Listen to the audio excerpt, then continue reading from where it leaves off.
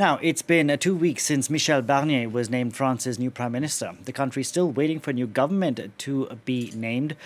Tackling France's budget crisis is said to be a major challenge, with members from Barnier's own party saying tax hikes would be considered a red line. To talk more about the new government, we can bring in Noémie Bisserbe, a journalist covering French politics at the Wall Street Journal. Thank you so much for coming into us here at France 24. Now, today is Barnier's last day of consultations with various political parties. What's taking so long? Well, Barnier has an impossible job, and no one is really willing to play nice because everybody is already thinking about the next presidential elections. And so it's made things very complicated for him. He's been tasked with forming a national unity government, but the left doesn't want to join that government. And he knows that if he gives too many ministries to Macron's camp, then he will have problems with the National Rally, the far-right National Rally.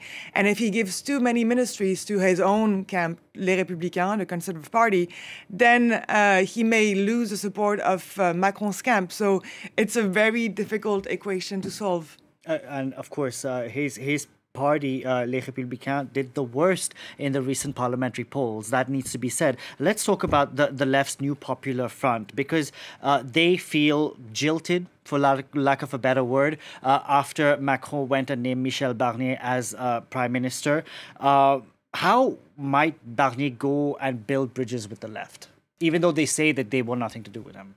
Well, it's very complicated because I think that the left at this point feels although no one won a majority in these elections, they did win the highest number of seats. So they did have the most legitimate claim to the PM job. That said, their alliance includes a far left party, France Unbowed, which has very difficult relations with the government, and that basically Macron's camp is not willing to work with. So the only way for Macron to be able to work with the left would be to work with the socialists. But the socialists are reluctant to work with Macron because if they do that, then they know it breaks up the alliance that they have built with France Unbowed and other left-wing parties. Given that you said that he has this impossible task, is Michel Barnier always going to be on shaky ground? I think that this government is always going to be on shaky grounds. That's for sure. Its survival very much depends on the National Rally today, because if the National Rally chooses to back a no-confidence vote against the government, then the government will be forced to resign. So its survival is going to be very, very complicated. I want to talk about the National Rally because, of course, the new Popular Front as a bloc did very well, but the single largest party is the National Rally, the far-right National Rally party. The fact that Michel Barnier is being propped up by the National Rally, I know they said they don't want anything to do with the government, but the fact that they are propping him up, could we potentially see a far-right minister in this government?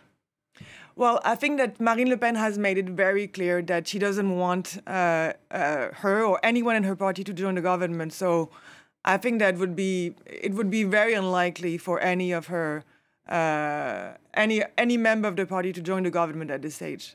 Okay, we'll see how this impossible task pans out, because he doesn't have a whole lot of time to come up with that budget, of course. Yes, that deadline is looming, and markets are getting nervous. It'll be one to watch. Thank you so much, Noémie, for coming in. Thank you for having me.